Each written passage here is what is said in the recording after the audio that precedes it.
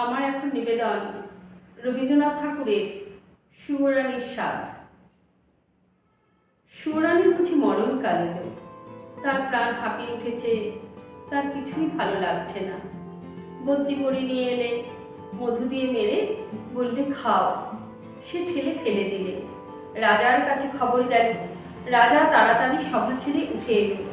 পাশে বসে জিজ্ঞাসা করলে, তোমার কি হয়েছে, কি চাই?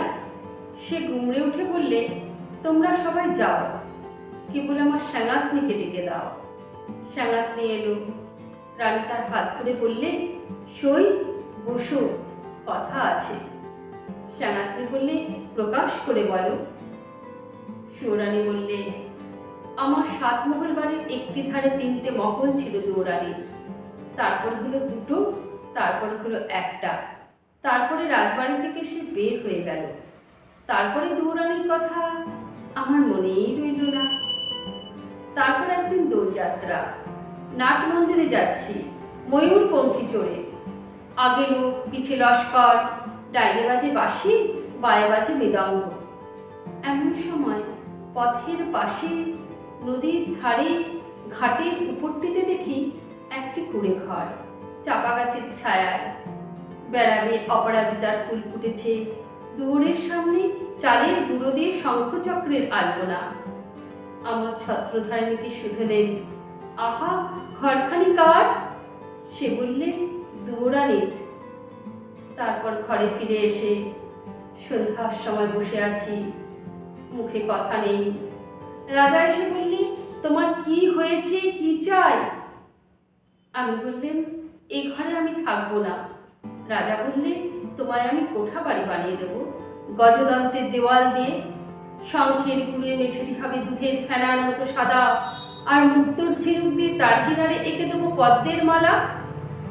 আমি বললেন, আমার বড় স্বাদ গিয়েছে, কুঁড়ে ঘর বানিয়ে থাকি তোমার ওই বাহির বাগানের একটি ধারে। রাজা বললে, আচ্ছা বেশ, তার আর ভাবনা কি, কুঁড়ে ঘর বানিয়ে দিলে। সে ঘর যেন তুলে আনা বনফুল, যেমনি তৈরি হলো অমনি যেন মুচড়ে গেল। বাস করতে গেলে কেবল লজ্জা পেলেন। তারপর একদিন স্নান যাত্রা, নদীতে নাইতে গেছি, সঙ্গে 107 জন সঙ্গিনী। জলের মধ্যে পালকি নামিয়ে দিলে, স্নান হলো। স্নান সেরে ঘরে ফিরছি, পালকির দরজা একটু ফাঁক করে দেখি ও কোন ঘরের বউগা, যেন নির্মাল্যের ফুল, হাতে সাদা শাখা, পরনে লাল পেরে শাড়ি। স্নান সেরে খড়ায় করে জল তুলে আনছে। সকালের আলো তার ভিজে চুলে আর ভিজে খড়ার উপর ঝিকিয়ে উঠছে। ছত্রধারিণীকে শুধলেন, মেয়েটি কে, কোন দেব মন্দিরে তপস্যা করে? সে হেসে বললে, চিনতে পারলে না?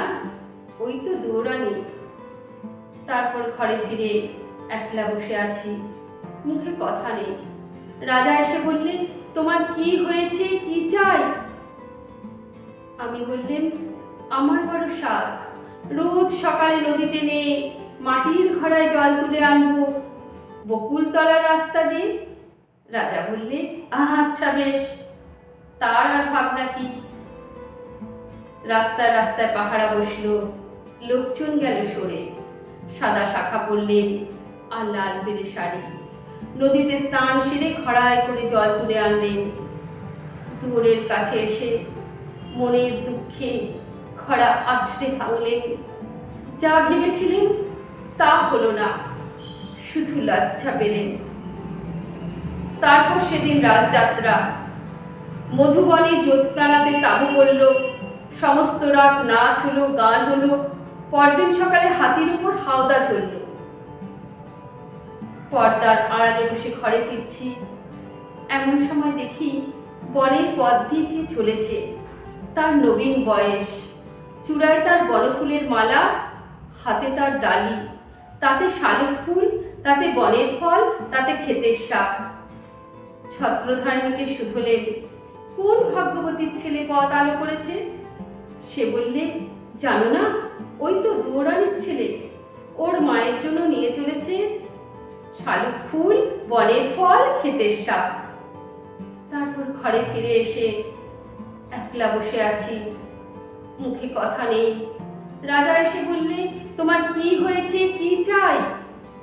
আমি বললেন, আমার বড় স্বাদ, রোজ খাবো শালুক ফুল, বনের ফল, ক্ষেতের শাক, আমার ছেলে নিজের হাতে তুলে আনবে। রাজা বললে, আচ্ছা বেশ, তার আর ভাবনা কি। সোনার পালঙ্কে বসে আছি, ছেলে ডালি নিয়ে এলো, তার সর্বাঙ্গে ঘাম, তার মুখে রাগ, ডালি পড়ে রইল, লজ্জা পেলেন। তারপর আমার কি হলো কি জানি, একলা বসে থাকি, মুখে কথা নেই। রাজা রোজ এসে শুধোয়, তোমার কি হয়েছে, কি চাই? সুয়োরানী হয়েও কি চাই সে কথা লজ্জায় কাউকে বলতে পারিনি, তাই তোমাকে ডেকেছি শ্যাঙাতনি। আমার শেষ কথাটি বলি তোমার কানে, ওই দুয়োরানীর দুঃখ আমি চাই। শ্যাঙাতনি গালে হাত দিয়ে বললে, কেন বলো তো?